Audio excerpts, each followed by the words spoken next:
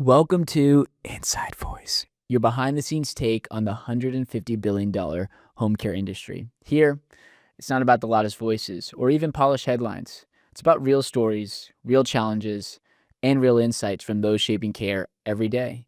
Join us as we cut through the noise, explore trends, and uncover what it takes to truly make a difference of the lives of those we care about. Inside Voice.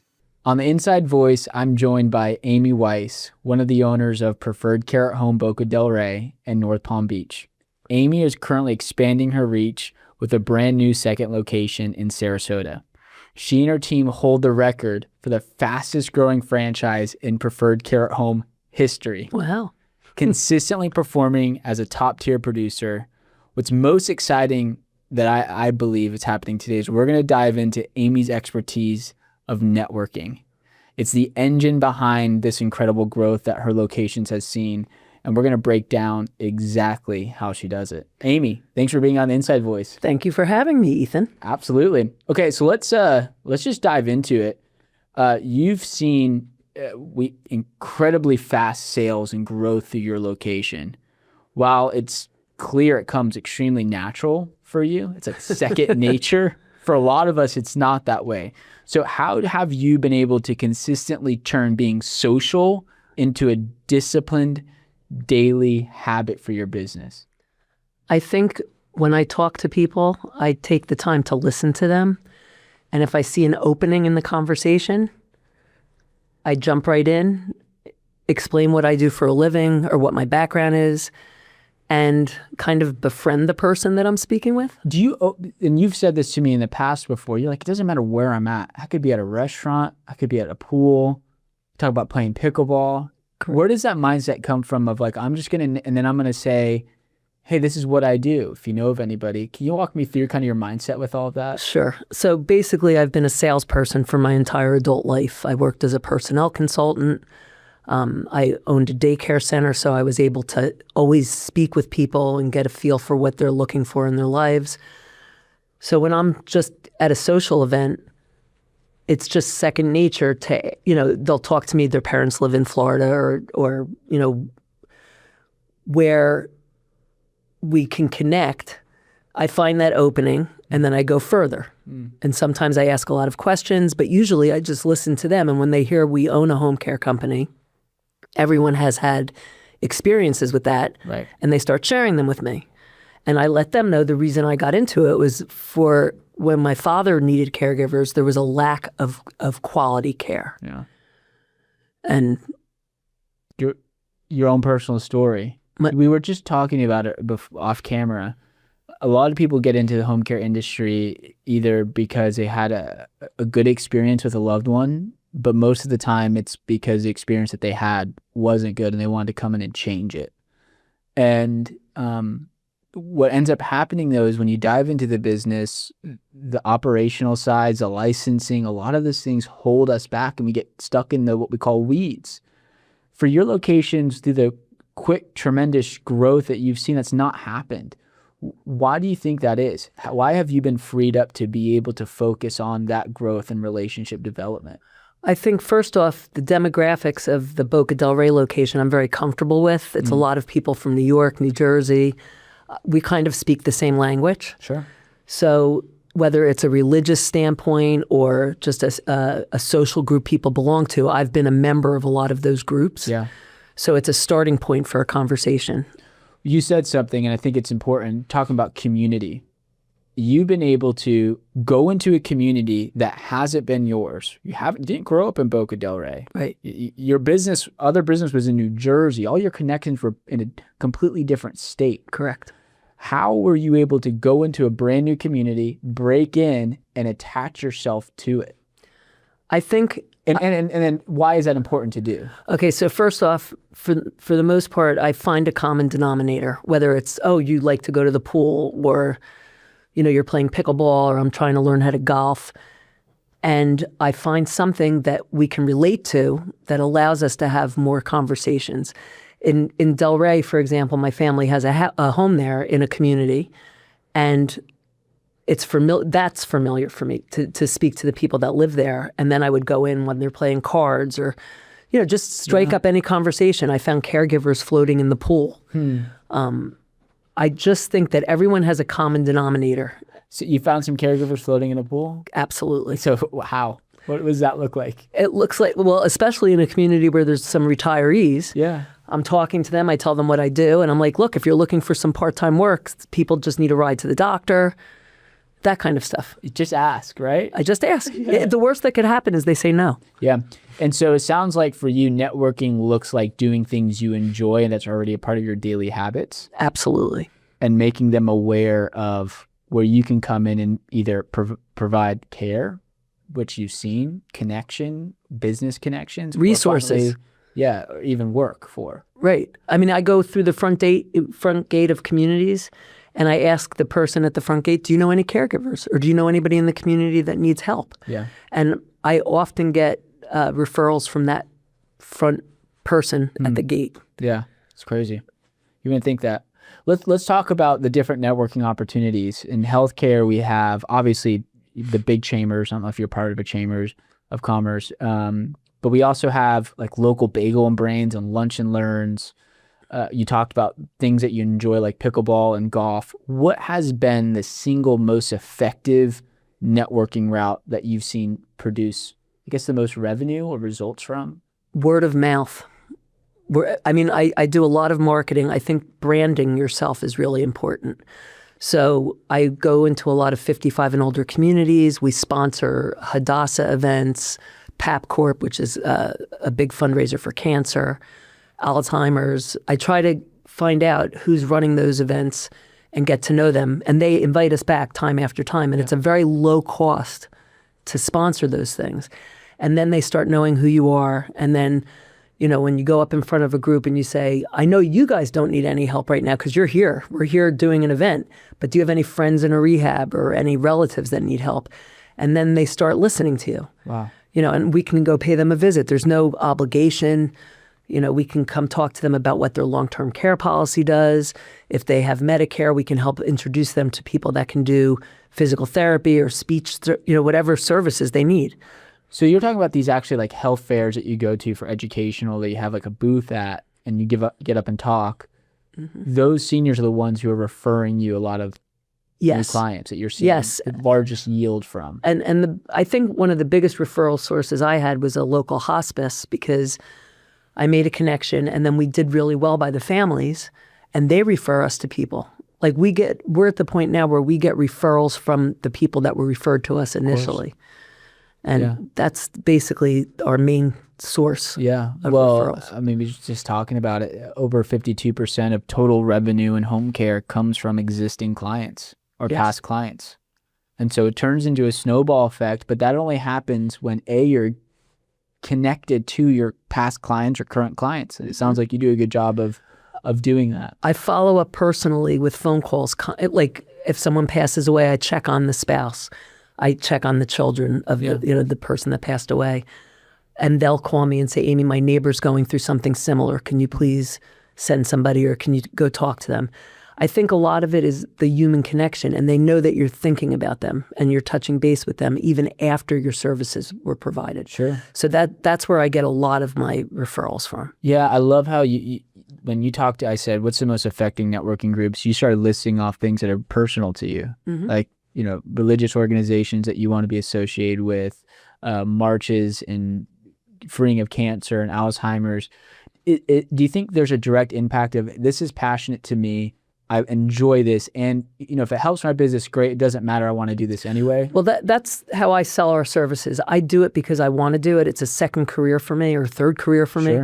So I really want to help these people. And what we do makes a huge difference. I feel like everyone in this community has like a calling of I don't know how to explain it, but I feel like if it's something you care deeply about, it's not about the money.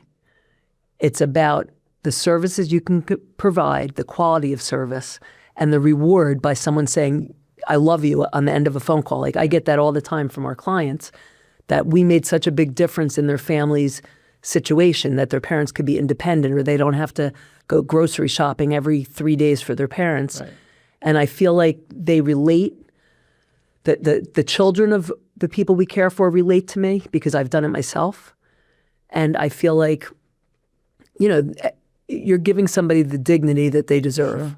And you attribute some of this to networking, it sounds like, because maybe you're able to walk into a home and provide additional resources besides the care that you have through your networking relationships. Absolutely. Do you mind sharing a little bit more what some of that looks like? What does it look like to be able to walk in knowing you have partners maybe in DME or home health or even hospice that you can come in and provide consultations? How does the outcome of our clients, patients get enhanced through that? It's kind of one hand washes the other. So if I have a client that I know needs physical therapy and I refer them to a home health company, and I have a number of them that I work with, what happens, the flip side is once they're done recovering and they have those services in place, those people will refer me, the home health companies will refer me their clients Sure.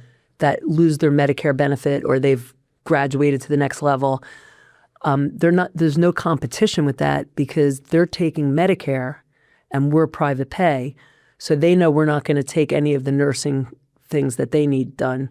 And the people the marketing people that I deal with, they always give our number because I always refer them business. They refer us business. Of course. And that's the thing.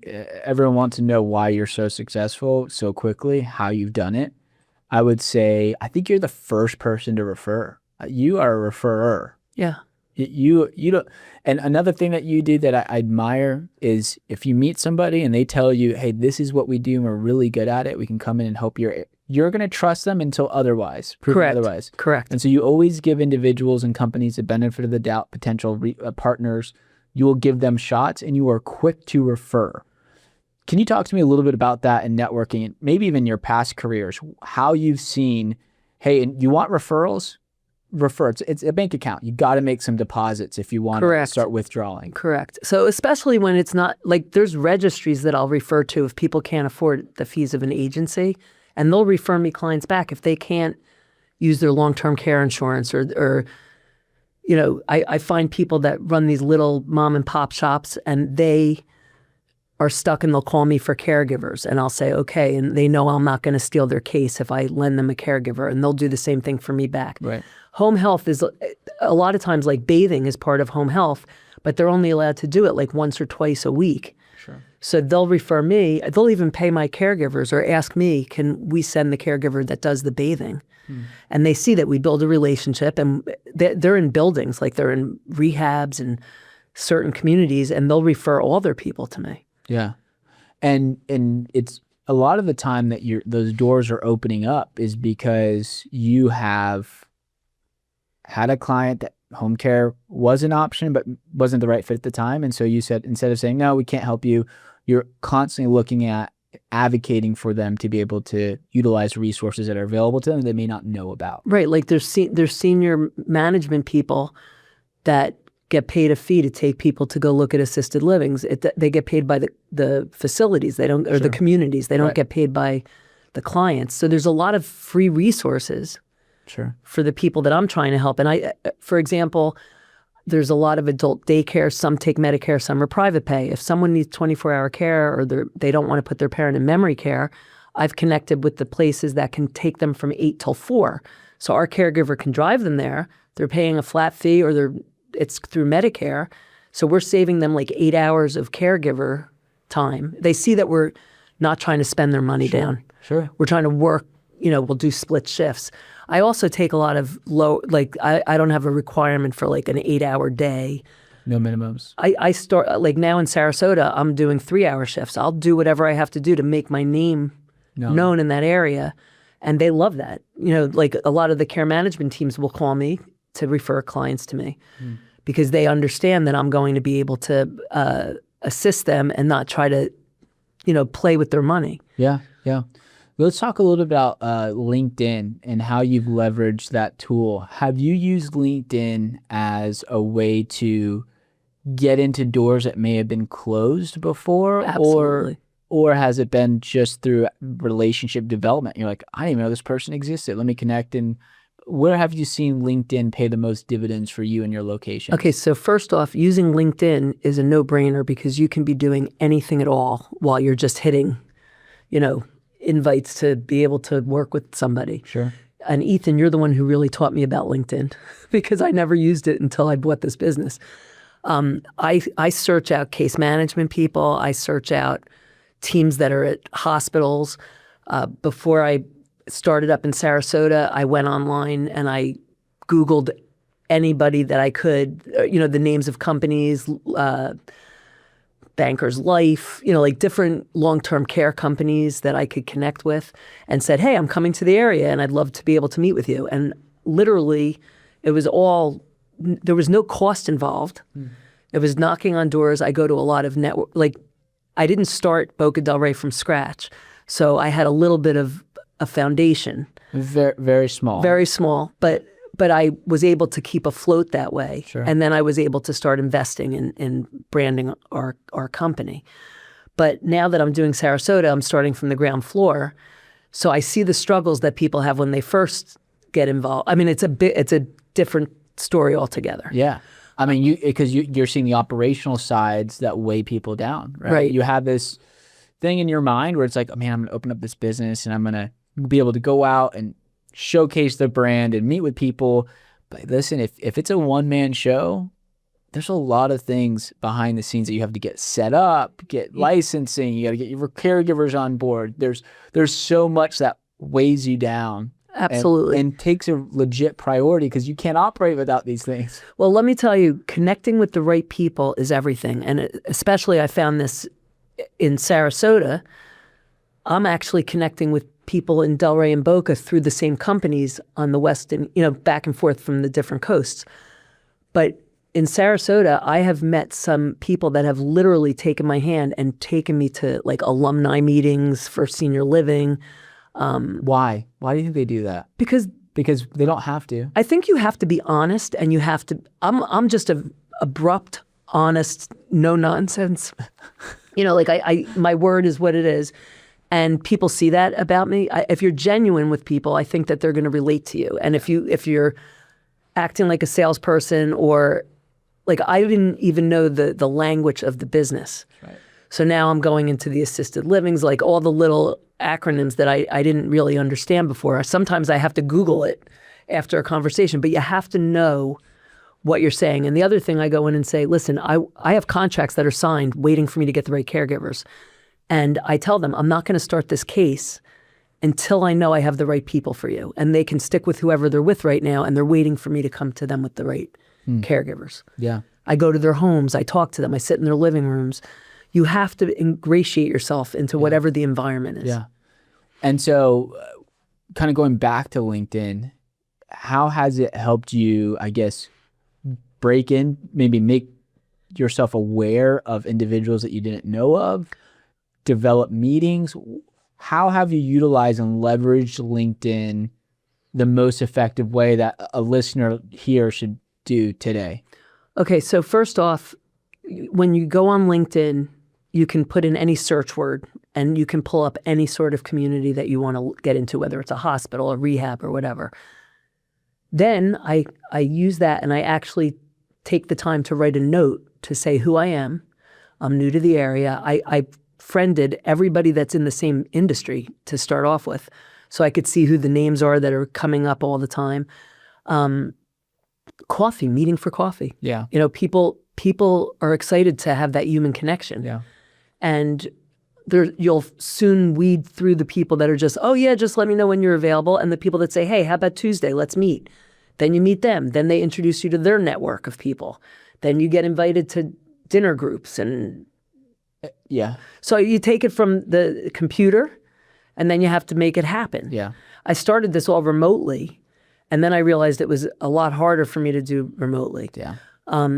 And once I connect with the people on LinkedIn, I was able to get into facilities. I was able to get into all different industries, whether it's a cosmetic industry or an IV.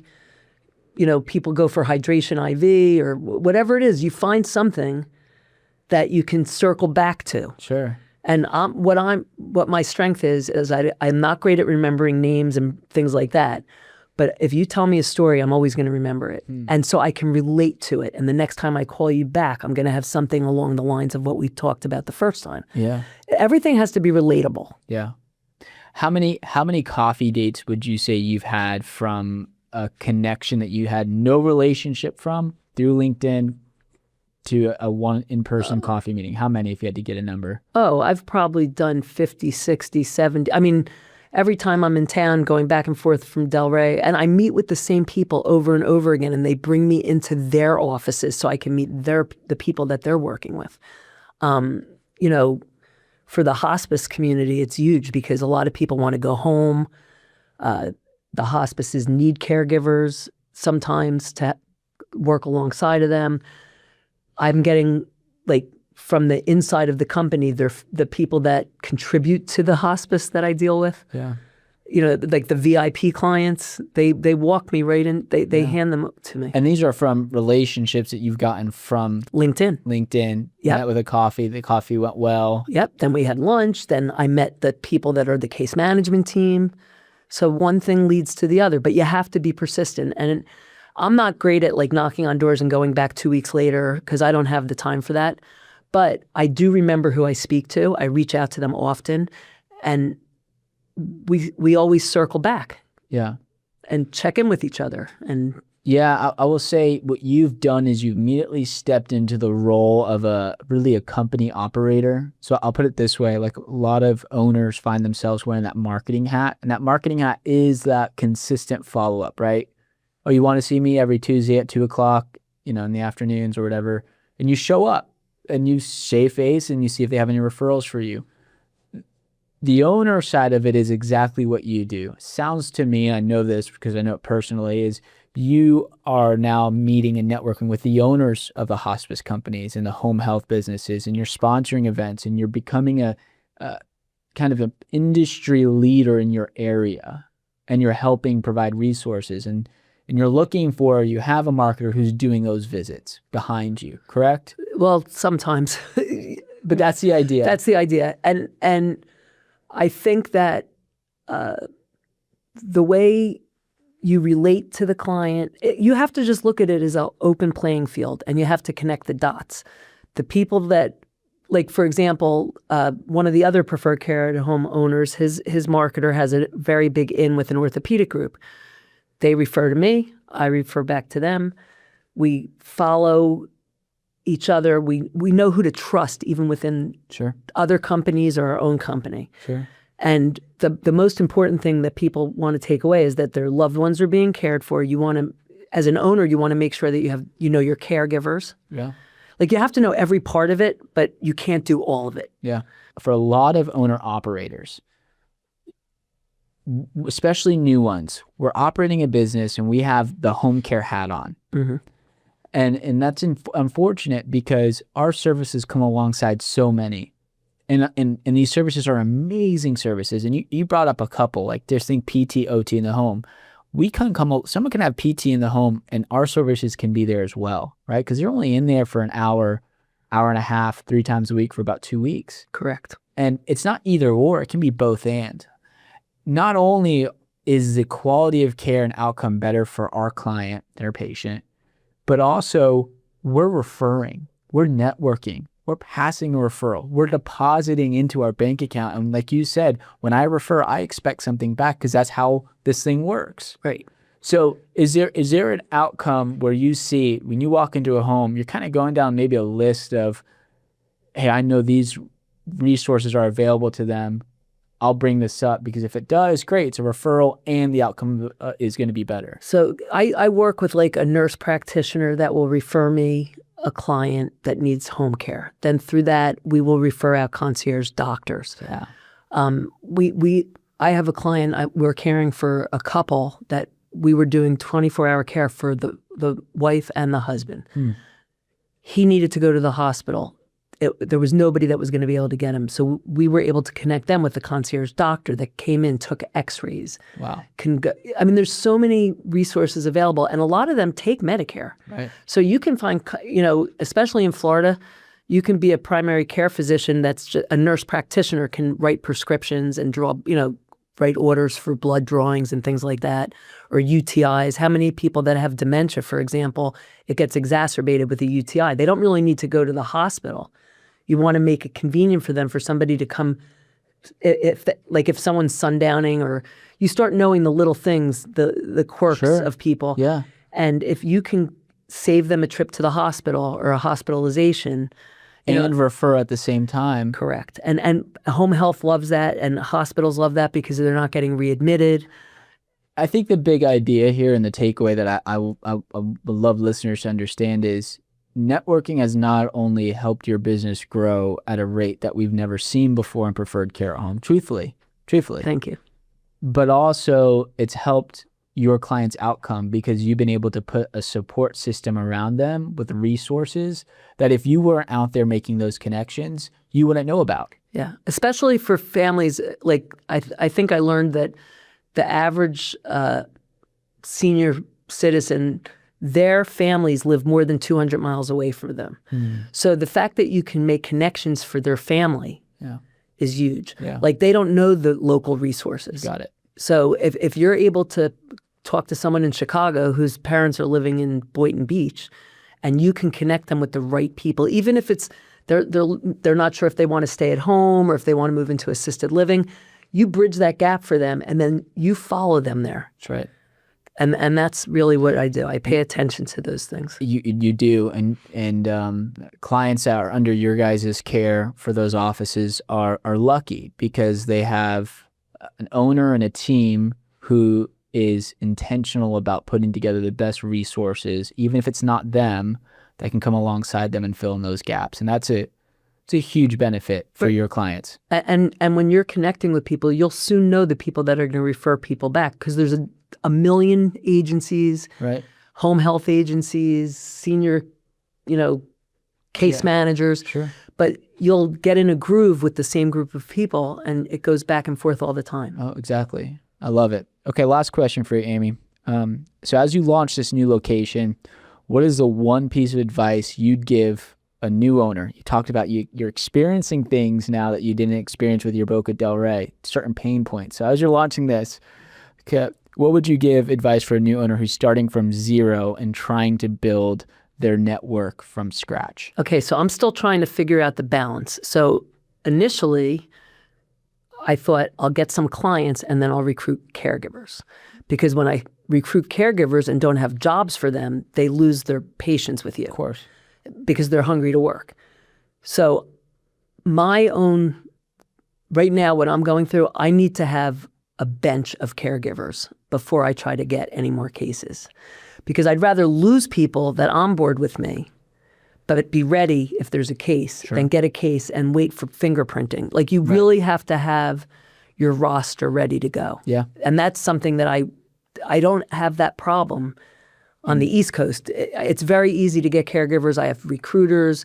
We have so many great caregivers here. Yeah. But it's every location is different. Right. And particularly focusing in on growth, though. I understand the logistics of, let's say somebody has a book of caregivers. What is maybe that thing that you're starting from day one to build your network? What's the first thing you're going to do? Give me three. First thing I did was find out what local senior groups there were, networking groups, and I joined all of them. How'd you find them? On LinkedIn, and oddly enough, Facebook is really big in Sarasota. Like everyone posts their stuff on Facebook. Any event that's going on, I found the people that post the whole calendar. So every morning I wake up, I go on Facebook and I see there's a breakfast meeting. What's different is I'm the only person in my area from Preferred Care at Home. There's people close enough by that I can call and ask questions to. Sure. But I've become very close with somebody from each of our competitors. Sure. And we help each other out. Yeah. And you find out what's important, they do a lot of evening cocktail hour things, which is not my thing, but I've forced myself to go. It's usually like 4:30 to 6:30. And you meet bankers, you meet, all different people, wound care specialists. So you start building your rapport with these people. Now, we have a skilled license in Sarasota, but I'm delicate with the way I talk about it with everybody. Yeah. So I want to have that skilled license. I don't mind doing medication management if I have to have a nurse go do IVs and things like that. But I let the home health people know I'm trying to save my private duty clients from paying out of pocket for the services that they can provide under Medicare. Sure. So there's a trust. Yeah. And so my advice would be get to know who's who. Yeah. Senior people are excellent to deal with because they get into all the facilities. Mm-hmm. They also have private clients that they do some fiduciary things for, that they don't do the caregiving side of it. So they're looking for someone they can call on a Sunday night at 8 p.m., that kind of stuff. Yeah, and I know I said that was the last question, but one more follow-up to this. As you launched your Sarasota location, we were talking and you were saying you have already a handful of referrals. Where have those come from? Mostly senior care management people. And how did you get those connections in this new area? Okay, so I put a pool in my backyard, and the guy that was putting my pool in the backyard, he's like, I have to introduce you to my friend Wendy. I said, okay. So months later, I get together with Wendy. She gave me a spreadsheet of names and numbers, like just friendship-wise. That she introduces me to any of her clients. Like a wife got hospitalized and her husband, she's the caregiver for the husband. So she'll call me and say, Amy, so-and-so is in the hospital. Can you get somebody to them, how quickly? And what happens is if I can't do it, I tell them right away. I don't try to stall. Yeah. I'll say, I have somebody, let me make some phone calls, or I don't. Yeah. I think But a lot of people would say you're lucky. It doesn't happen. But I think you and I can attest, it's not luck, it's just about doing it. If you do it, you're going to get lucky. You have to, right. Every no is going to lead to a yes. Like you have to have the mindset. Every no gets you one step closer to Wendy.